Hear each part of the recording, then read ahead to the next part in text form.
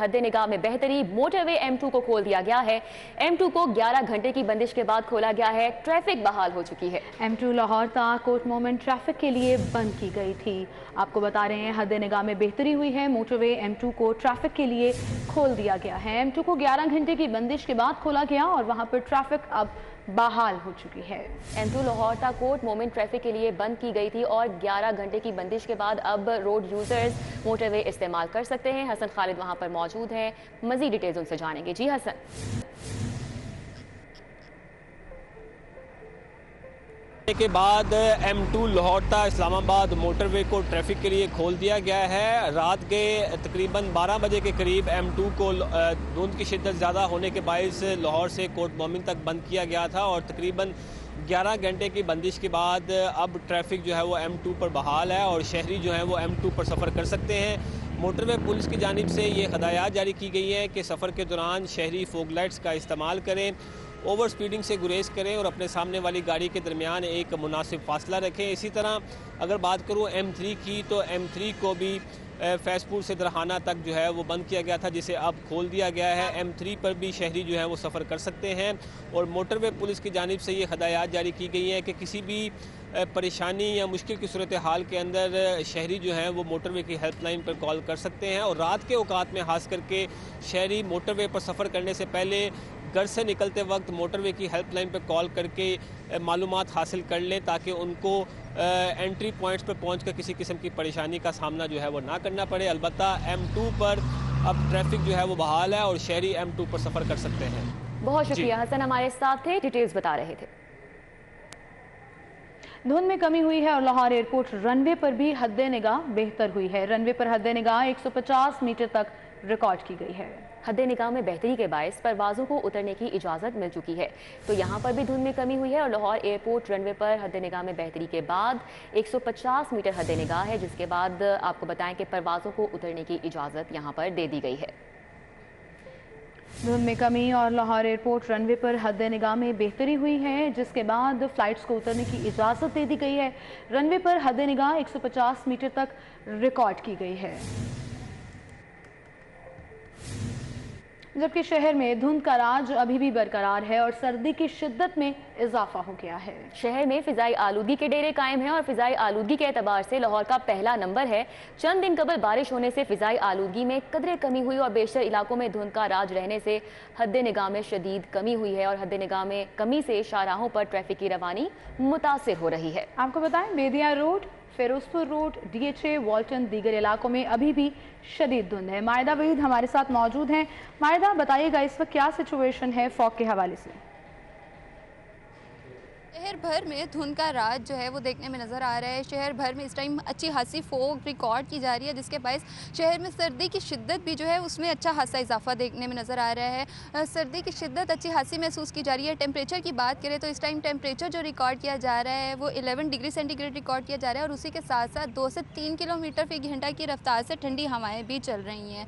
शहरियों को इस टाइम जो है वो अच्छी खासी सर्दी की शिद्दत का सामना है और साथ अगर बारिशों की बात की जाए तो महकमा मौसमियात की जानिब से आइंदा हफ्ते में भी बारिशों के इम्कानात ज़ाहिर नहीं किए गए, जिसके बायस ये खुश्क ठंड जो है इसी तरह से पड़ती रहेगी। फ़िज़ाई आलूदगी की बात करें तो जहाँ सर्दी की शिद्दत में अच्छा खासा इजाफा रिकॉर्ड किया जा रहा है, वहीं मजमूई एयर क्वालिटी इंडेक्स जो है वो 292 रिकॉर्ड किया जा रहा है, जो वो हमारे शहरियों के लिए वो भी ख़तरनाक है। तो माहिरीन की जानिब से ये एहतियाती तदाबीर जारी की जा रही है कि शहरी जब घर से बाहर निकलें तो अपने आप को मुकम्मल तौर पर कवर करके घर से बाहर निकलें और सर्दी से बचने के लिए भी जो है वो अपने आप को मुकम्मल तौर पर कवर करके घर से बाहर निकलें। ओवरऑल शहर भर में आज मुख्तलिफ इलाकों में कहीं बहुत ज़्यादा जो है वो धुंध देखने में नज़र आ रही है और कहीं पर हल्की धुंध जो है वो देखने आ रही है।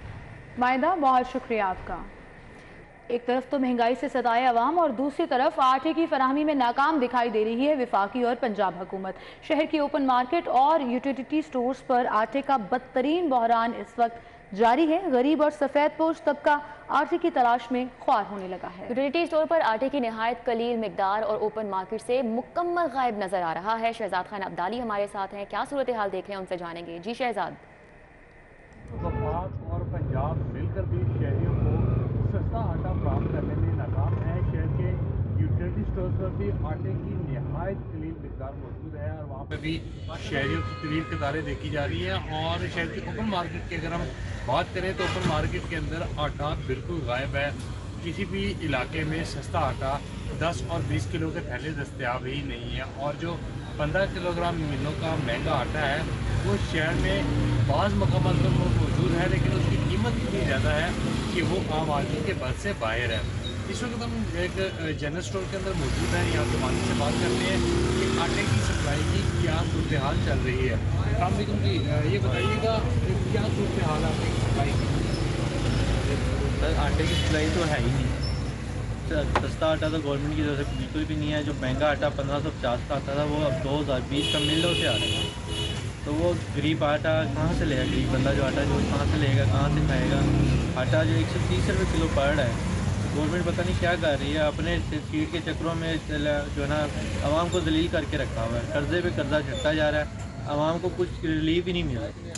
बिल्कुल आपने इनकी गुफ्तगू सुनी, वो बता रहे हैं कि जो 1900 रुपये का थैला आज से कुछ दिन पहले 15 किलोग्राम का। बहुत शुक्रिया शहजाद खान अब्दाली, आप हमारे साथ मौजूद थे। वज़ीर आला पंजाब की शाखर्चियां अरूज पर। जहाज के बाद अब पंजाब हुकूमत 2 हेलीकॉप्टर भी किराए पर लेगी। जहाज की टेंडरिंग का अमल मुकम्मल होने के बाद हेलीकॉप्टर की टेंडरिंग की जाएगी। पंजाब हुकूमत किराए पर जहाज लेने के लिए 12 करोड़ के अखराजात मंजूर कर चुकी है। तो वज़ीर आला पंजाब की शाख खर्चियाँ जारी हैं। जहाज के बाद अब पंजाब हुकूमत 2 हेलीकॉप्टर भी किराए पर लेगी। पंजाब हुकूमत किराए पर जहाज लेने के लिए 12 करोड़ के अखराजात मंजूर कर चुकी है। अली रामी हमारे साथ मौजूद हैं। जी अली रामी। जी बिल्कुल, जहाज़ के बाद अब पंजाब हुकूमत 2 हेलीकॉप्टर भी किराए पर लेगी और इसकी वज़ीर आला पंजाब ने मंजूरी दे दी है। लेकिन इब्तदाई मरहले में सबसे पहले तो जहाज़ की जो किराए पर लेने का अमल है वो मुकम्मल किया जाएगा और उसके लिए पंजाब हुकूमत टेंडर जो है वो जारी कर चुकी है और आइंदा कुछ रोज़ में उसका बाकायदा एक जो इन्वॉल्वमेंट है जो इसमें इंटरेस्टेड होगा उनको ये टेंडर जो है वो दे दिया जाएगा। अब इस पर पंजाब हुकूमत 12 करोड़ रुपए के अखराजात जो है वो करने जा रही है। तो हेलीकॉप्टर पे भी यही अखराजात आएंगे और इस पर पंजाब हुकूमत का मौक़िफ़ यही है कि क्योंकि हेलीकॉप्टर जो पहले इस्तेमाल में है उसकी कुछ ख़ास तौर पर उनका मेंटेनेंस के हवाले से कुछ बजट उनको दरकार है और उस पर कुछ वक्त लग सकता है। लेकिन अब फैसला ये किया गया कि पंजाब हुकूमत 2 किराए पर हेलीकॉप्टर वो भी लेगी और उसको इस्तेमाल में अमल में उसका इस्तेमाल जो है वो किया जाएगा। और इसमें एक हेलीकॉप्टर जो है वो सेंट्रल पंजाब में और एक हेलीकॉप्टर जो है वो साउथ पंजाब के लिए इस्तेमाल किया जाएगा और इसमें जो ऑफिशियल्स हैं वो भी इस्तेमाल कर सकेंगे और वज़ीर आला पंजाब जो हैं वो भी इस्तेमाल कर सकेंगे। अब इसमें जो जहाज़ है वो क्योंकि किराए पर लेना था पंजाब हुकूमत ने, तो उस पर बाकायदा टेंडर मुकम्मल कर लिया गया और उसमें असल मसला भी यही था कि पंजाब हुकूमत के पास इतना बजट नहीं है फ़ौरी तौर पर नया जहाज़ ख़रीदने के लिए और साथ ही जो नए जहाज़ की ख़रीदारी का अमल जो है वो भी 1 साल तक उसमें तख़ीर हो सकती है। तो लिहाजा हुकूमत ने फ़ैसला किया कि हेलीकॉप्टर जो है 2 हेलीकॉप्टर वो भी किराए पर ले ली जाए और साथ ही जहाज़ जो है वो भी किराए पर ले लिया जाए। अली रामी बहुत शुक्रिया आपका। Shahdara flyover multi graded separated मंसूबे में बड़ी पेशरफ्त हुई है। महकमा माहौलियात ने शाहदरा मोड़ फ्लाईओवर मंसूबे का NOC जारी कर दिया है। LDA पर मंसूबे के लिए 6 से 7 फीट बुलंद 3000 दरख्त लगाने की अहम शराइत भी आयद कर दी गई हैं। मजीद क्या कुछ ऐड किया गया है दुरनायाब बता रहे हैं। जी दुरनायाब। जी बिल्कुल, शाहदरा मोड़ फ्लाईओवर और मल्टी ग्रेडेड जो अंदर उसकी सेपरेशन है, ग्रेड सेपरेशन, ये मनसूबा तकरीबन 9 अरब रुपये मालियत का है। इसके लिए लाजमी तौर पर महकमा माहौलियात से NOC दरकार था जिस पे अक्टूबर 2022 में बाकायदा अवामी सुनवाई की गई और अब उसका NOC जारी कर दिया गया है। तमाम शराइत और ज़वाबित उस पर लागू किए गए।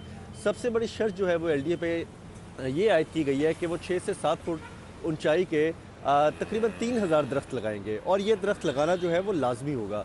इसके साथ साथ तमाम महकमा माहौलियात के लिए ज़रूरी होगा कि वहाँ पे ट्रैफिक इम्पेक्ट जो है वो पॉजिटिव रहना चाहिए। वहाँ पे बहुत ज़्यादा ट्रैफिक हैज़र्ड्स ना हो, वहाँ पे ट्रैफिक जाम रहना मामूल ना बने जिससे फ्यूल कंजप्शन और माहौलियात पे जो बुरा असर है वो पड़ना ना पड़े। इस हवाले से एक बेहतर जो है वो ट्रैफिक प्लान देना लाजमी है जिसकी वजह से उस पर भी पाबंद किया गया है। बाकायदा NOC जारी कर दिया गया और NOC पे पाबंदी जो है वो शर्त है। ये भी कहा गया कि अगर NOC पे पाबंदी नहीं होगी तो उनका NOC मंसूख कर दिया जाएगा। तहरीरी तौर पे NOC LDO काम को अरसाल कर दिया गया। ठीक है दुरनायाब, शुक्रिया आपका। सिविल सेक्रेटेरिएट में गाड़ियों की पार्किंग का एक अहम मसला। चीफ सेक्रेटरी ने सिविल सेक्रेटेरिएट में पार्किंग प्लाजा बनाने की मंजूरी दे दी है। नए पार्किंग प्लाजे में 130 गाड़ियां पार्क होंगी। चीफ सेक्रेटरी ने पार्किंग प्लाजा का PC1 तैयार करने का हुक्म दे दिया है। तो सिविल सेक्रेटेरिएट में गाड़ियों की पार्किंग एक अहम मसला बन चुका है। चीफ सेक्रेटरी ने सिविल सेक्रेटेरिएट में पार्किंग प्लाजा बनाने की बाकायदा मंजूरी दे दी है और नए पार्किंग प्लाजे में 130 गाड़ियां पार्क की जाएंगी। इससे पहले ये गाड़ियां सड़क पर पार्क की जाती थी और ट्रैफिक का मसला संगीन होता जा रहा था, जिसके पेश नज़र चीफ सेक्रेटरी ने सिविल सेक्रेटेरिएट में अब पार्किंग प्लाजा बनाने की मंजूरी दे दी है, जिसमें 130 गाड़ियां पार्क हो सकेंगी। कैसे खोखर एडिटर ब्यूरोक्रेसी हमारे साथ हैं, डिटेल्स हम उनसे जानेंगे। जी कैसे खोखर। जी बिल्कुल, सिविल सेक्रेटरी में एक नया पार्किंग प्लाजा बनाने का फैसला हुआ है और चीफ सेक्रेटरी पंजाब ने अप्रूवल दे दिया है और चीफ सेक्रेटरी पंजाब ने इस पार्किंग प्लाजे के लिए जो है PC1 तैयार करने का हुक्म दिया है। पार्किंग प्लाजा में 130 के करीब जो गाड़ियां हैं वो पार्क की जाएंगी। ये पार्किंग प्लाजा जो है बाबा ग्राउंड के सामने सिविल सेक्रेटरी के अंदर बनाया जाएगा, या दूसरी ऑप्शन जो रखी गई है तो सिविल सेक्रेटरी के अंदर जो मस्जिद है, मस्जिद के साथ जो मेन पार्किंग प्लाजा पहले से जो मौजूद है वहाँ पार्किंग प्लाजा दोनों जगह पर एक जगह बना दिया जाएगा। इस वक्त से PC1 तैयार किया जा रहा है और ये कायदा तौर पर सेक्रेटरी के अंदर जो पार्किंग का मसला है वो इससे हल हो जाएगा। जी बहुत शुक्रिया कैसर खोखर आपका। होशियार, खबरदार, नादरा और पाकिस्तान टेलीकॉम अथॉरिटी का डेटा गैर महफूज। शनाख्ती कार्ड्स, मोबाइल फोन रिकॉर्ड और सिम का पर्सनल रिकॉर्ड चंद हजार रुपए में फरोख्त होने लगा है। इरफान मलिक हमारे साथ मौजूद हैं, क्या माजरा है उनसे जानेंगे। जी इरफान। जी बिल्कुल सीमल, आपको बताएं कि एप्पल स्टोर के ऊपर देखा जाए या प्ले स्टोर जो एंड्रॉयड का है इसके ऊपर देखा जाए तो हजारों ऐसी जो वेबसाइट्स और उसके साथ साथ जो ऐप्स मौजूद हैं जिनके ऊपर नादरा और पाकिस्तान टेलीकॉम अथॉरिटी का जो डाटा है वो चोरी होकर फरोख्त हो रहा है और सिर्फ इसके चंद हजार रुपए रखे गए हैं कि किसी की सिम की डिटेल्स निकलवानी है, किसी का CDR निकलवानी है या उसके शनाख्ती कार्ड की डिटेल्स जिसमें फैमिली ट्री जो है वो अगर निकलवानी है तो सिर्फ चंद हजार रुपए में ये तमाम चीज़ें अवेलेबल हैं। लेकिन इसके साथ साथ अगर देखा जाए तो ये एक बड़ा सिक्योरिटी रिस्क है कि किसी का भी पर्सनल डाटा जो एक पर्सनल इंफॉर्मेशन है वो इस तरह गैर कानूनी तौर पे चोरी होकर नादरा का और पाकिस्तान टेलीकॉम अथॉरिटी का जो है वो फरोख्त हो रहा है। और इस हवाले से आपको ये भी बताते चलें कि साइबर क्राइम विंग या नादरा में जिसका काम है ऐसे डाटा को महफूज बनाना या ऐसे अफराद जो इनके खिलाफ जो इनका डाटा चोरी कर रहे हैं उनके खिलाफ कार्रवाइयां जो हैं वो आटे में नमक के बराबर हैं। और इसी वजह से एक सिक्योरिटी रिस्क भी पैदा हो चुका है कि किसी भी शहरी की जो पर्सनल लाइफ है उसका डाटा जो है वो चोरी किया जा रहा है और उसके खिलाफ कोई कार्रवाइयां अमल में नहीं लाई जा रही। जी इरफान, बिल्कुल सही कहा आपने, बिलाशुबा ये एक सिक्योरिटी थ्रेट मौजूद है। बहुत शुक्रिया आपका। आपको Lahore high court super tax की वसूली के खिलाफ दायर दरख्वास्तों पर समाअत। अदालत ने सुपर टैक्स की वसूली मशरूत तौर पर ताहुक्म सानी रोक दी है। वफाकी हुकूमत और FBR को नोटिस जारी कर दिया गया है और जवाब भी तलब कर लिया गया है। मलिक अशरफ हमारे साथ मौजूद हैं, तफसीलात उनसे जानेंगे। मलिक अशरफ आगाह कीजिएगा। जी बिल्कुल, लाहौर हाई कोर्ट के जस्टिस जवाद हसन ने मैसेज हुंजा शुगर मिल समेत दीगर की दरखास्तों में समाअत की है, जिसमें वफाकी हुकूमत FBR समेत दीगर को फरीक बनाते हुए सुपर टैक्स की वसूली के इकदाम को चैलेंज किया गया था और अदालत की इस्तदा की गई थी कि सुपर टैक्स की वसूली जो है वो आइन के आर्टिकल 4, 18, 9, 23 और 24 की खिलाफ वर्जी है। तो अदालत की इस्तदा की गई थी कि अदालत इस सुपर टैक्स की वसूली के इकदाम को कलअदम करार दे। जैसे जवाद हसन ने वकला का दलाल सुनने के बाद दरखास्त गुजारों के हद तक जो टैक्स रिकवरी है वो रोक दी है और वफाकी हुकूमत FBR में दीगर को नोटिस जारी करते हुए जवाब तलब किया है। अदालत ने तमाम दरखास्तों को यकजा करने का भी हुक्म देते हुए केस की समाअत मुलतवी कर दी है। जी, केस की समाअत मुलतवी कर दी है। बहुत शुक्रिया मलिक अशरफ।